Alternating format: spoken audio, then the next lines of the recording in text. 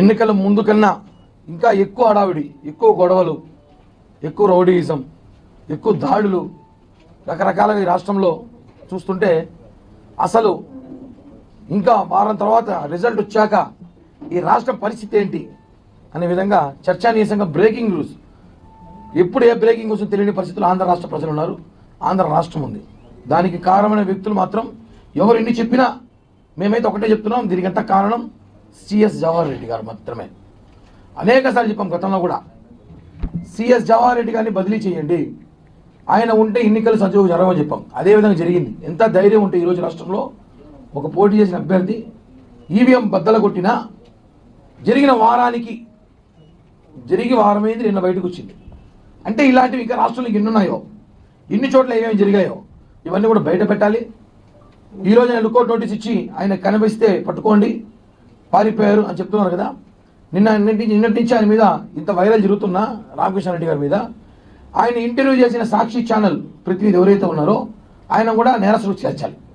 ఎందుకంటే గతంలో మనకు ఐడియా ఉంది, ముద్దు సీను ఒక హత్య చేసిన తర్వాత ఆయన్ని ఒక ప్రముఖ ఛానల్ ఇంటర్వ్యూ చేసింది.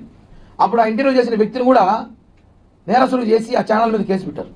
ఇప్పుడు ఇతను నేరస్తుడే కదా, ఇతన్ని ఇంటర్వ్యూ చేసి ఆయనకి సపోర్ట్గా మాట్లాడిన ఛానల్ కూడా ఆ ప్రతినిధి కూడా అరెస్ట్ చేసి రిమాండ్ చేయాలి. చేస్తే కానీ ఇంకోసారి ఇలాంటివి జరగకుండా జాగ్రత్త పడతారు. రాష్ట్రంలో శాంతి భద్రత పూర్తిగా వైఫల్యమైంది. మేము ఒకటే అడుగుతున్న ఎలక్షన్ కమిషన్ ఈరోజు లెటర్ రాస్తున్నాం, లెటర్ రాసాము కూడా. ఈ లెటర్ని ఫ్యాక్స్ ద్వారా పంపించాము, పోస్ట్ కూడా చేశాము ఢిల్లీ ఎలక్షన్ కమిషన్ గారికి. మేము ఏమడుగుతున్నామంటే, సార్ ఎందుకు సిఎస్ జవహర్ రెడ్డి గారిని వెనకేసుకొస్తుంది ఎలక్షన్ కమిషన్ అర్థం కావట్లేదు. ప్రజలు అయోమయంలో ఉన్నారు, ఆలోచనలో పడ్డారు.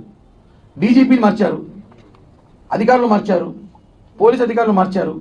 వీళ్ళందరికీ బాస్ ఎవరంటే సిఎస్ఏ. ఆయన ఎందుకు మార్చలేకపోతున్నాం? ఆయనకన్నా గొప్ప చీఫ్ సెక్రటరీలు ఎవరు లేరా ఈ రాష్ట్రంలో? ఎవరు పరిపాలన చేయలేరా? మేమేమంటున్నామంటే, జనసేన పార్టీ తరఫున చీఫ్ సెక్రటరీ జవహర్ రెడ్డి గారిని ఇమ్మీడియట్లీగా బదిలీ చేయాలి.